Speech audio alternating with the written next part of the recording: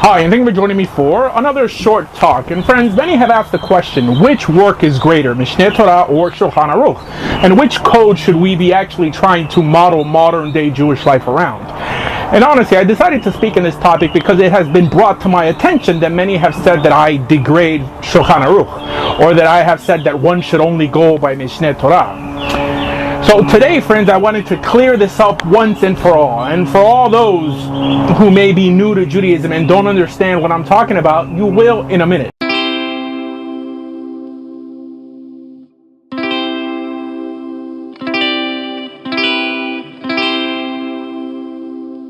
Friends, as you know that apart from the written law, the 5 books of Moses, Judaism has within it an oral law. What is the oral law? Friends, the Almighty in Torah instructed Moses to establish a court of 70 elders, 71 with Moses, to basically translate the ceremonial and practical laws given in Torah into a practical, applicable system. The system is known as halakha. Actually, the same Torah in Deuteronomy 17 tells us that God himself commanded us to obey this court, and actually goes on to say that by obeying them we would actually be obeying him. And I know that many who claim to be opponents to the oral law claim that it is some sort of new effort to corrupt Torah. Friends, it was commanded in Torah itself, and I'm not really sure what all the opposition is about, actually. But regardless, the halakha established by the court were made up of gezerot and takanot, literally fences and edicts, again to aid the keeping of Torah. Because remember, friends, and never forget that Torah is king, and all additional anything, like I said, is only to magnify Torah by either guarding Torah or our walk within Torah. And again, not to create a new Torah, no matter what you may have heard. And no, friends, you do not have to believe that these laws were given on Mount Sinai along with the written law to feel obligated to keep them.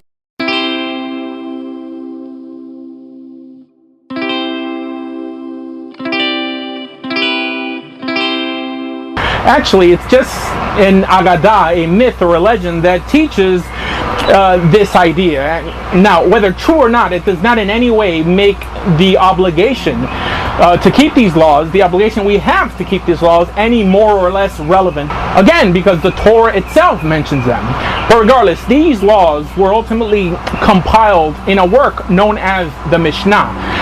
However, since the dismantling of the Great Court, the understanding of these laws became a little obscure, as well as their application.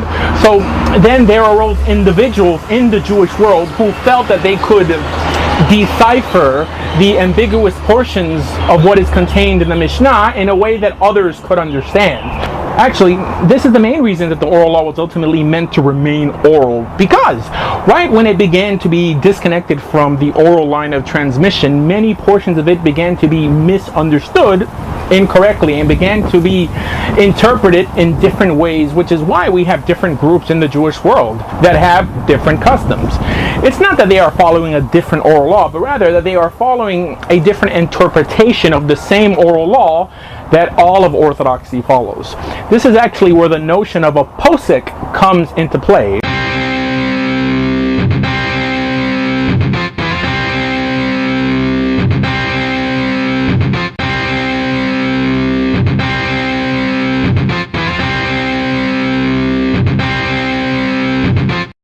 Now, a posek is literally someone who puts a stop to something for their community. Someone that would put an end to the arguing and say, we will do it like this or that way. Now, the truth is that in halakha, there really is no such position of a posek. Now, I know that the term exists today, but historically, Chazal never allowed for such a position outside of the Beit Din HaGadol itself. In other words, no one could say that you're not a posek or he's not a posek, but nonetheless, it is a position that has arisen because of need. So if you are a respected leader with a community that relies on your knowledge regarding Mishnaic literature to guide them, then you have become a posek. Honestly, this role of a local posek is really a post-Rishonic invention. Actually, it was the Rishonim attempting to mimic the work of the previous Geonim, who, as the heads of the two Babylonian yeshivot, became the religious heads of the Jewish world and thus began to have their opinions overly venerated. In other words, before the Rishonim took upon themselves this role, which again they invented for themselves, every Jew was free to understand the Gemara how he or she saw fit. And act accordingly. Because the truth is that Torah Sheba'al Peh, if one really only limits it to Mishnaic literature alone, is really, my friends, not so vast. However, nowadays with all the commentaries in Kabbalah, we think that we would be lost without poskim. And friend, this is not true. Which is why, in regards to the Shulchan Aruch, on how it was actually compiled, it was really just set up to be a best out of three compilation. Why? Because ultimately, even back then, there was not even a set Mesorah in place on how any of this was to be understood, which is what is claimed to have existed today. Actually, the term Mesorah is a term that has been twisted to mean something that our sages never intended it to mean, which is a means to introduce new ideas and have them in some way justified. And friends, the truth is that anything called Mesorah that is not in any way documented inside the Mishnah should be tossed out as a later addition to Torah Sheba'al Peh, which I don't have to tell you is also not allowed, and would actually place anyone who adds to Torah Sheba'al Peh under the Averah of Baal Tosif. But anyways, the truth is that the more compilations and interpretations we accept, the further we move away from the source of what is understood as uncut Torah Sheba'al Peh, and that is, my friends, the Mishnah. And to be fair, this is why both the Shulchan Aruch and Mishneh Torah were the dummified versions of both authors' greater previous works. And those are, in terms of the Rambam, his Perush HaMishnayot, and with Rav Yosef Karo, his Beit Yosef. In other words, they both knew that the way that the average Jew was expected to understand halakha was to first learn the sources for themselves and then decide again for themselves. Now, I know that the Beit Yosef does not really compare to the Rambam's Perush HaMishnayot, but it is as connected as the Shulchan Aruch is to the Mishneh Torah. I mean, if someone really wanted to stick to foundational Judaism in Torah Sheba'al Peh, one would really just need to stick to the Mishnah alone. And I believe with Kahati and even the Rambam's Perush, one would do just fine. Because remember, not even Amoraim had smicha, so their comments, apart from their historical precedents, don't really carry that much weight. I mean, if you really want to be sourceful.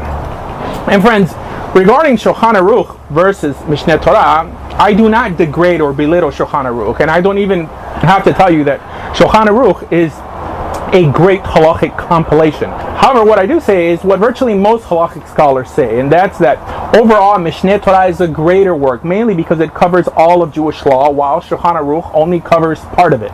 Not to mention that Mishneh Torah is a codification of Jewish law, while Shulchan Aruch is only a compilation of it. In other words, Mishneh Torah is a codification of what appears in Talmud Bavli, Yerushalmi, the Tosefta, the Sefer, the Sifri, and the Mehilta, i.e. all the sources that act as a complete commentary on the Mishnah, not just Talmud Bavli. While Shulchan Aruch, again, takes only the three most popular codifications of its time, the Rif, the Rosh, and the Rambam, and only rules according to how the majority of the three held. In other words, Mishneh Torah is like the cliff notes to the oral law, while Shulchan Aruch is a compilation of the cliff notes that the Rif, the Rosh, and the Rambam took on the oral law. So there's nothing wrong with going by Shulchan Aruch. Friends, nothing at all. However, one should not look down on others or anyone else who uses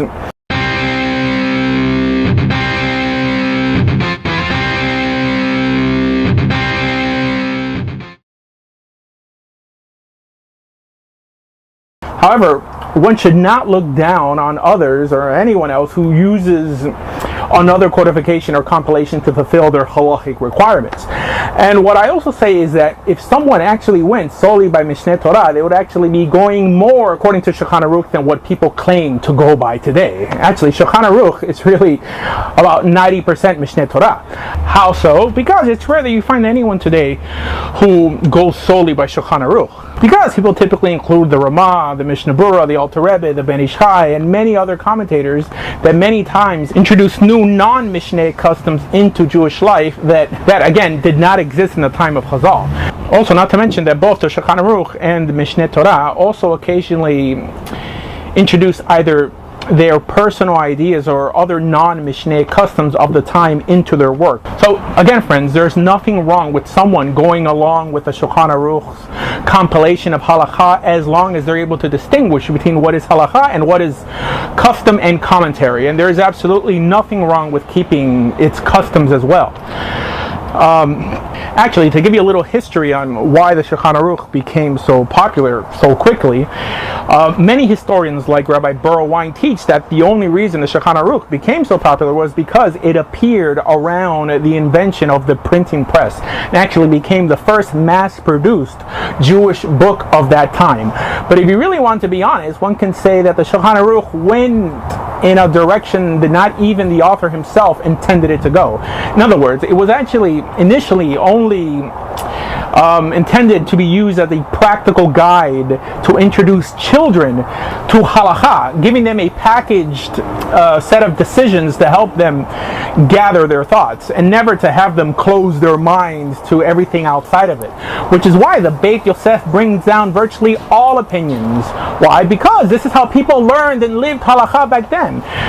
Not building another bubble to place in the bubble they already live in, which is what's done today within communities. But the truth is that when the Shulchan Aruch blew up in popularity, this stunned the rabbis of that time, thinking that it was time for them to publish their own Shulchan Aruch and take some of that authority by either directly hijacking the name Shulchan Aruch, like the Kitzur Shulchan Aruch or the Shulchan Aruch Harav, or building a derivative like the Aruch HaShulchan or the Ramaz HaMapah.